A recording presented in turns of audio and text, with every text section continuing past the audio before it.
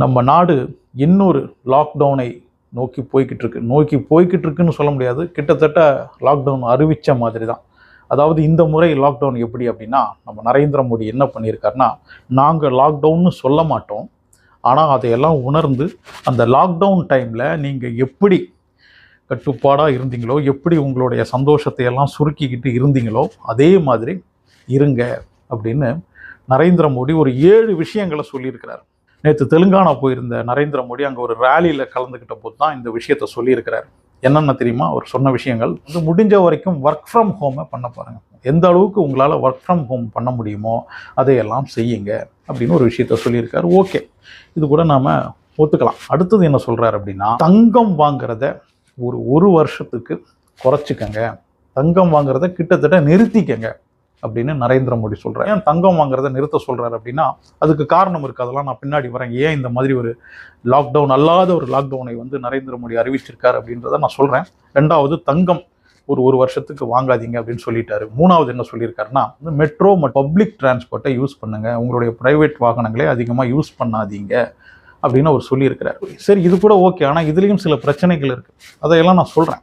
இப்போ 3 சொல்லிட்டாரா? என்னென்ன சொல்லியிருக்கிறாரு? ஒர்க் ஃப்ரம் ஹோம் பண்ணுங்கள், கோல்டு வாங்காதீங்க, அப்புறம் மெட்ரோ பப்ளிக் டிரான்ஸ்போர்ட்டை பயன்படுத்துங்க. 4வது என்ன சொல்லியிருக்காரு தெரியுமா? கெமிக்கல் ஃபெர்டிலைசர்ஸ் இதன் பயன்பாட்டை கம்மி பண்ணுங்க, முடிஞ்ச வரைக்கும் இயற்கை விவசாயம் பண்ணுங்க அப்படின்னு சொல்லியிருக்கிறார். இதில் பிரச்சனையெல்லாம் எதுவும் கிடையாது. முடிஞ்ச வரைக்கும் இயற்கை விவசாயம் பண்ணால் அது நம்ம நாட்டுக்கு தான் நல்லது. ஸோ 4வதா இயற்கை விவசாயம் பண்ணுங்க, கெமிக்கல் ஃபெர்டிலைசர்ஸ்லாம் யூஸ் பண்ணாதீங்க அப்படின்னு சொல்லியிருக்கிறார். 5வதா வெளிநாட்டு பொருட்களை மேக்சிமம் பயன்படுத்துறத கொஞ்சம் கொஞ்சமாக குறைச்சிக்கிட்டு சுதேசி நம்ம நாட்டு பொருட்களையே பயன்படுத்த முயற்சி பண்ணுங்க. அதில் எந்த பிரச்சனையும் கிடையாது. மேக்சிமம் நம்ம நாட்டு பொருட்களை பயன்படுத்துறதுக்கு தான் எல்லாருமே விரும்புவாங்க. என்னுடைய இந்தியாவுடைய ப்ராடக்ட், என்னுடைய தமிழ்நாட்டிலேருந்து உருவான ப்ராடக்ட் அப்படின்னு சொல்லும்போது நமக்கு சந்தோஷம் தானே இருக்கும். ஸோ அதில் பிரச்சனை கிடையாது. இதிலெல்லாம் எங்கே பிரச்சனை வருது அப்படின்றத சொல்கிறேன். 6வதா என்ன சொல்லியிருக்காரு தெரியுமா? குக்கிங் ஆயில் இருக்கு இல்லையா, அதாவது வீட்டில் நம்ம சமையலுக்கு பயன்படுத்தும் எண்ணெய், அதன் பயன்பாட்டை கம்மி பண்ணிக்கங்க, ஒரு 10% அதை குறைச்சிக்கங்க அப்படின்னு சொல்கிறார். இது வந்து நாட்டுக்கு மட்டும் நல்லது இல்லை, உங்களுடைய உடல் நலத்துக்கும் நல்லது. நம்ம உடல் நலத்தை பற்றி இப்போ நரேந்திர மோடி ரொம்ப சீரியஸாக கவலைப்படுறாரு. பெட்ரோல் யூஸ் பண்ணுறதையும் குறைச்சிக்கணும், குக்கிங் ஆயில் யூஸ் பண்ணுறதையும் குறைச்சிக்கணும், ஒரு 10%ஆவது குறைங்க அப்படின்னு நரேந்திர மோடி சொல்லியிருக்காரு. இது 6வது. 7வதா என்ன சொல்லியிருக்காரு அப்படின்னா, வெளிநாட்டுக்கு போகிறத ஒரு வருஷத்துக்கு நிறுத்தி வச்சிருங்க, வெளிநாட்டுக்கு அதிகமாக போகாதீங்க அப்படின்னு சொல்லியிருக்கிறார். ஸோ இந்த 7 விஷயங்களை நரேந்திர மோடி சொல்லியிருக்காரு. இது லாக்டவுனை விட ரொம்ப மோசமான விஷயம். நம்ம நாட்டில் நம்ம ஏன் டேக்ஸ் கொடுக்குறோம்? நம்மளுடைய நாட்டுடைய முன்னேற்றத்துக்கும் ஒரு தனி மனிதனுடைய முன்னேற்றம் எல்லாத்துக்கும் சேர்த்து தான் நம்ம டேக்ஸுன்னு ஒன்று கொடுக்குறோம். அதையெல்லாம் தாண்டி இந்த டேக்ஸ் எல்லாம் கொடுத்தது பத்தாது, நீங்கள் உங்களுடைய சந்தோஷத்தை எல்லாம் சுருக்கிக்கங்க, வெளிநாட்டுக்கு போகாதீங்க, தங்கம் வாங்காதீங்க, அப்புறம் எண்ணெயை கம்மியாக யூஸ் பண்ணுங்கள், குக்கிங் ஆயிலெல்லாம் கம்மியாக யூஸ் பண்ணுங்கள் அப்படின்லாம் அவர் சொல்கிறாருன்னா, இந்த டேக்ஸ் எல்லாம் கொடுத்தது போக இந்த கவர்மெண்ட் வந்து சொல்லும் நாம் எப்படிலாம் வாழணும் அப்படின்னு. இப்போ பீஃப் சாப்பிடாதீங்க அப்படின்னு சொல்கிறத விடுங்க, நீங்கள் எண்ணெயை எப்படி பயன்படுத்தணும் அப்படின்ற அளவுக்கு வந்துட்டாங்க. எந்த அளவுக்கு நீங்கள் சாப்பிடணும் அப்படின்ற அளவுக்கு இந்த கவர்மெண்ட் வந்துடுச்சு. இதுக்கெல்லாம் காரணம் வந்து இந்திய ரூபாய் மதிப்பு வீழ்ச்சி அடையுது இல்லையா, அதை வந்து சேவ் பண்ணுறதுக்காக தான் இதையெல்லாம் சொல்கிறாங்க. ஏன்னா நம்ம கோல்டு வாங்கும்போது அது வெளிநாட்டிலேருந்து வாங்கணும், டாலரில் பணம் கொடுத்து வாங்கணும். கோல்டெல்லாம் வந்து வெளிநாட்டிலேருந்து தான் இறக்குமதி செய்கிறாங்க. அப்புறம் எண்ணெய் வெளிநாட்டிலேருந்து தான் இறக்குமதி செய்கிறாங்க. அந்த குக்கிங் ஆயில் அதெல்லாம் அதிகமாக வெளிநாட்டிலேருந்து தான் இறக்குமதி செய்கிறாங்க. வெளிநாட்டுக்கு நாம் போகும்போதும் நம்ம நாட்டு பணம் வெளிநாட்டுக்கு தேவையில்லாமல் போகுது அப்படின்றதுனால தான் இதையெல்லாம் அவங்க சொல்லியிருக்கிறாங்க. ஆனால் இப்படி நரேந்திர மோடி சொல்லும்போது ஒரு விஷயத்தை அவர் யோசிக்கணும். அப்புறம் முக்கியமான விஷயத்த சொல்ல மறந்துட்டேனே, இந்த கொரோனா டைமில் இந்த விர்ச்சுவல் மீட்டிங், வீடியோ கான்ஃபரன்ஸ் இதெல்லாம் பண்ணீங்களே, இனிமேல் அந்த மாதிரி பண்ணுங்க அப்படின்னு சொல்கிறாரு. முக்கியமாக அந்த ஒர்க் ஃப்ரம் ஹோமுக்கு வந்து இந்த மாதிரி விஷயங்களை பண்ணுங்க அப்படின்னு சொல்கிறாரு. மீட்டிங்க்கெலாம் தேவையில்லாமல் இதுக்கு ஒரு இடத்துலேருந்து இன்னொரு இடத்துக்கு போய்கிட்டு இருக்கீங்க, அதெல்லாம் வந்து மேக்ஸிமம் வீடியோ கான்ஃபரன்ஸாக பண்ணுங்கள், விர்ச்சுவல் மீட்டிங்காக பண்ணுங்க அப்படின்னு சொல்கிறார். ஆனால் இதையெல்லாம் சொல்லும்போது நரேந்திர மோடி எங்கே இருக்காருன்னா, டெல்லியிலேருந்து நேராக ஹைதராபாத்தில் தெலுங்கானாவில் போயிட்டு சொல்கிறாரு. நம்ம பிரைம் மினிஸ்டர் ஒரு இடத்துலேருந்து, அதாவது நம்ம நாட்டுக்குள்ளே இருக்கிற ஒரு ஸ்டேட்லேருந்து இன்னொரு ஸ்டேட்டுக்கு போனோம் அப்படின்னா கிட்டத்தட்ட 8 கோடி ரூபாயிலிருந்து 10 கோடி ரூபாய் வரைக்கும் செலவாகும். கிட்டத்தட்ட ஒரு 100 பேர் கொண்ட குழு வந்து தேவைப்படுது. அவர் போகிற இடத்துல வந்து அவருக்கான பாதுகாப்பு, அவருக்கான புலனாய்வுத்துறை, அதுக்கப்புறம் பத்திரிகையாளர்கள், அவர் பிஎம் ஆஃபீஸை சேர்ந்தவங்க அப்படின்னு கிட்டத்தட்ட ஒரு 100 பேர் கொண்ட குழு. இவங்களுக்கெல்லாம் வந்து அவங்களுடைய டிரான்ஸ்போர்ட்டேஷன், அவங்களுடைய செலவு அப்படின்லாம் பார்க்கும்போது 8 கோடி ரூபாயிலிருந்து 10 கோடி ரூபாய் வரைக்கும் செலவாகும். ஸோ நரேந்திர மோடி வந்து நீங்கள் பப்ளிக் டிரான்ஸ்போர்ட்டை பயன்படுத்துங்க, மெட்ரோவை பயன்படுத்துங்க அப்படின்னு சொல்லும்போது இந்த விஷயத்தை போய் ஹைதராபாத்தில் ஒரு ரேலியில் அதுவும் அந்த ரேலிக்கு எவ்வளோ செலவாச்சோ தெரியல. நரேந்திர மோடி வந்து ஒரு இடத்துக்கு பயணம் செய்யாமல் இந்த விஷயங்களை எல்லாம் அவருடைய ஆஃபீஸில் உட்கார்ந்து மீடியா மூலமாக சொல்லியிருந்தாருன்னா வெறும் ஒரு 15,000 ரூபா தான் செலவாயிருக்கும். அந்த மீடியாக்காரங்களுக்கான கொஞ்சம் செலவும் அப்புறம் அந்த எக்யூப்மெண்ட்டுக்கான செலவும் அவ்வளோதான். வெறும் ஒரு 15,000 ரூபா செலவாயிருக்கும். இந்த 15,000 ரூபா செலவில் முடிய வேண்டிய ஒரு விஷயத்தை நரேந்திர மோடி டெல்லியிலிருந்து ஹைதராபாத் போய் அங்கே ரேலியில் நிறைய செலவு பண்ணி அங்கே அவருக்கு பாதுகாப்பு கொடுக்குற காவல்துறை, புலனாய்வுத்துறை, அப்புறம் பிஎம் ஆஃபீஸில் இருக்கிறவங்க இவங்களெல்லாம் சேர்த்து 8 கோடி 10 கோடி வரைக்கும் செலவு பண்ணியிருக்காரு.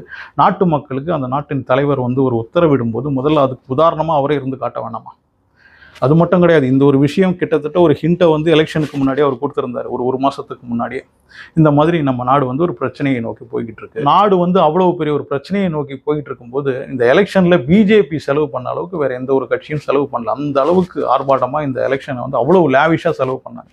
வெஸ்ட் பெங்காலெல்லாம் அந்த அளவுக்கு செலவு பண்ணியிருக்கிறாங்க. ஸோ நம்ம நாடு இப்படி ஒரு பிரச்சனையில் இருக்குது அப்படின்னும் போது அந்த செலவையாவது இவங்க குறைச்சாங்க. நரேந்திர மோடி ஒரு மாநிலத்துக்காக போகிறது, அமித்ஷா ஒரு மாநிலத்துக்காக போகிறது, அவங்க கட்சியை சேர்ந்த ஒவ்வொருத்தரும் பல மாநிலங்களில் போய் பிரச்சாரம் பண்ணுறது, இதையெல்லாம் வந்து நரேந்திர மோடி இப்போ சொன்ன மாதிரி ஏன் ஒரு வீடியோ கான்ஃபரன்சிங்காக இல்லைனா ஒரு மீடியா மூலமாக சொல்லியிருக்கக்கூடாது? அவங்களுடைய கருத்தை தானே சொல்லணும். ஒரு இடத்துக்காக போய் அவ்வளோ வாகனங்களை பயன்படுத்தி அவ்வளோ பெட்ரோலை வேஸ்ட் பண்ணி தானே இவங்க இதெல்லாம் செஞ்சுருக்காங்க.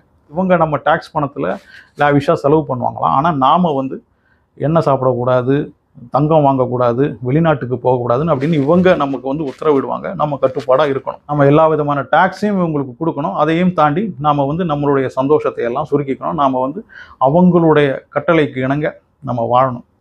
எப்படி இருக்குல்ல? எலெக்ஷன் நடக்கும்போதெல்லாம் நம்ம நாட்டில் என்ன மாதிரி பிரச்சனை இருக்குன்னு தெரியல. இந்த ஈரான் யூஎஸ் வார்னால தான் இந்த மாதிரிலாம் இப்போ நம்ம கொஞ்சம் கஷ்டப்படுறோம் அப்படின்னு சொல்லியிருக்காரு. 3 மாதம் ஆகுது. 3 மாதமாக அதுக்கு தேவையான நடவடிக்கை எதுவும் எடுக்கல.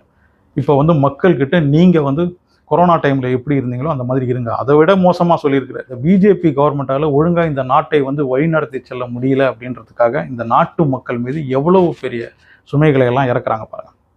சரி, இப்போ இதெல்லாம் விடுங்க, இதெல்லாம் நம்ம ஒத்துக்கிறோம். இப்போ வந்து தங்கம் வாங்குறது கூட சரி, ஒரு வருஷம் அவர் நிறுத்த சொல்லியிருக்காரு. நிறுத்துறோம் அப்படின்னு வச்சுக்கோங்க. தெரியாமல் எவனோ ஒருத்தன் சவுத் இந்தியா விடுங்க, நார்த் இந்தியாவில் எவனோ ஒருத்தன் ஒரு ஜுவல்லரிக்கு போயிட்டு நகையை வாங்குறான். அந்த நேரத்தில் இந்த சங்கி பசங்க, இந்த அந்த பக்தர்கள்லாம் தெரியும் இல்லையா, மோடி என்ன சொன்னாலும் அது அப்படியே அவர் சொல்லிட்டாருன்னா உத்தரவு அவ்வளோதான். அது மோடி சொன்னதை மீறி ஏதாவது எவனாவது செஞ்சாங்கன்னா அவங்களெல்லாம் என்ன பாடுபடுத்துவாங்கன்னு தெரியும் இல்லையா. இந்த நார்த் இந்தியாவில் இவன் ஜுவல்லரியிலேருந்து ஏதோ நகையை அவங்க பொண்ணு கல்யாணத்துக்காக வாங்கிட்டு வெளில வரான்னு வச்சுக்கோங்க. அந்த நேரத்தில் இந்த சங்கிங்களும் இந்த அந்த பக்தர்களும் பார்த்தாங்கன்னா எங்கள் மோடி சொல்லியும் நீ நகை வாங்குறியா அப்படின்னு அவனை என்ன பாடுபடுத்துவாங்க இல்லையா. அந்த பக்தர்களுக்கு வந்து மோடியுடைய வாக்கை தவிர வேறு எந்த ஒரு வாக்கும் கிடையாது. தான் வேத வாக்கு. இந்த மாதிரி பல இடங்களில் பல பிரச்சனைகள் இனிமேல் வரும். மோடி சொன்ன இந்த விஷயங்களை எல்லாம் எவனாவது செய்யாமல் இருக்கும்போது இனிமேல் பாருங்கள், வெளிநாட்டுக்கு எவனாவது கிளம்பி போகும்போது அவனுக்கெல்லாம் அடி விழும். நகை வாங்குறவனுக்கு அடி விழும்.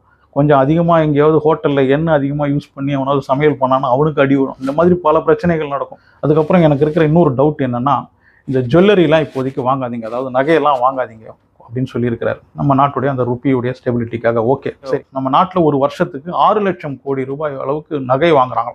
நகை வந்து அந்த வியாபாரம் நடக்குது அப்படின்னு சொல்கிறாங்க. இப்போ நரேந்திர மோடி வந்து நகை வாங்காதீங்க அப்படின்னு சொன்னதுனால 6 லட்சம் கோடி அப்படின்றது ஒரு 3 லட்சம் கோடியாக குறையுதுன்னு வச்சுக்கோங்க. அந்த நகை வியாபாரம் வச்சுக்கோங்க. ஜுவல்லரிக்காரங்களுக்கெல்லாம் பெரிய லாஸ் இருக்கும். அவங்களால வந்து அந்த பிஸ்னஸை ரன் பண்ண முடியாது. அவங்களுக்கு வந்து அப்புறம் எல்லா டேக்ஸும் கொடுத்தாகணும், அந்த ஷாப்புடைய வாடகை கொடுக்கணும், அதுக்கப்புறம் அவன் கட்டுற லோனு அது இதுன்னு லொட்டு லொசுக்குன்னு அவனுக்கு எக்கச்சக்க செலவுலாம் இருக்கும். ஸோ இப்போ நரேந்திர மோடியை ஒரு நாட்டுடைய பிரைம் மினிஸ்டரே வந்து ஜுவல்லரியை வாங்காதீங்க, நகையை வாங்காதீங்க அப்படின்னு சொல்லும்போது அவனுடைய பிஸ்னஸும் பாதிக்கப்படுது. அதுக்கு இவங்க அதை காம்பன்சேட் பண்ணுற மாதிரி ஏதாவது செய்வாங்களாம்? இது எனக்கு ஒரு கேள்வி இருக்குது. இதே மாதிரி தான் இந்த ஏவியேஷன் செக்டர்லையும் வெளிநாட்டுக்கெல்லாம் போகாதீங்க அப்படின்னு சொல்லும்போது நிறைய ஏர்லைன்ஸ் எல்லாம் பாதிக்கப்படும். அவங்களுக்கு ஏதாவது காம்பன்சேட் பண்ணுற மாதிரி ஏதாவது கொடுப்பாங்களா? ஏற்கனவே இந்த ஏவியேஷன் செக்டர்லாம் ரொம்ப பாதிச்சிருக்கு இந்தியாவில். அப்படி இருக்கும்போது அவங்களுக்கு காம்பன்சேஷனாக ஏதாவது கொடுப்பாங்களா? இந்த மாதிரி நிறைய கேள்விகள் இருக்குது. ஸோ மொத்தத்தில் நரேந்திர மோடி என்ன சொல்கிறாரு அப்படின்னா, நம்ம நாடு நல்ல முன்னேற்றத்தை நோக்கி போய்கிட்டு இருக்கு, ஆனால் நீங்கள் வந்து கொஞ்சம் கட்டுப்பாடாக இருந்தீங்கன்னா இன்னும் பெரிய லெவலுக்கு நம்ம முன்னேறிடலாம் அப்படின்னு சொல்கிறாரு.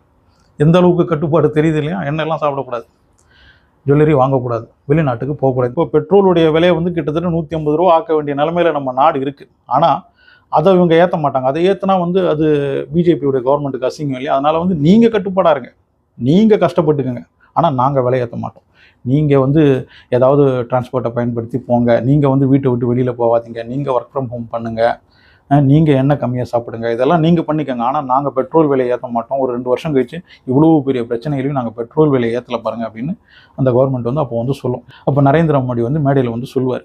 ஆனால் அந்த 2 வருஷத்தில் நாம் எந்த அளவுக்கு கஷ்டப்பட்டிருக்கோம் அப்படின்றத பற்றிலாம் அவங்களுக்கு கவலை கிடையாது. ஸோ நம்ம நாடு வந்து இப்போ ஒரு அறிவிக்கப்படாத லாக்டவுனுக்கு போய்கிட்டு இருக்கு. இதுக்கு முக்கியமான காரணம் வந்து US ஈரான் வார், அப்புறம் க்ரூட் ஆயில் விலை ஏறுது அப்படின்றதையெல்லாம் தாண்டி இந்த 12 வருஷம் பிஜேபி அரசு இல்லைன்னா மோடி அரசு 3 முறை இந்திய மக்கள் வந்து அவங்களுக்கு வாய்ப்பு கொடுத்தும் அதை அவங்க சரியாக பயன்படுத்தலை அப்படின்றது தான் என்னுடைய கருத்து. உங்களுடைய கருத்து என்ன அப்படின்றத கமெண்ட்ல வந்து சொல்லுங்கள். அனசுடன் சேனலை சப்ஸ்கிரைப் பண்ணி வச்சுக்கோங்க.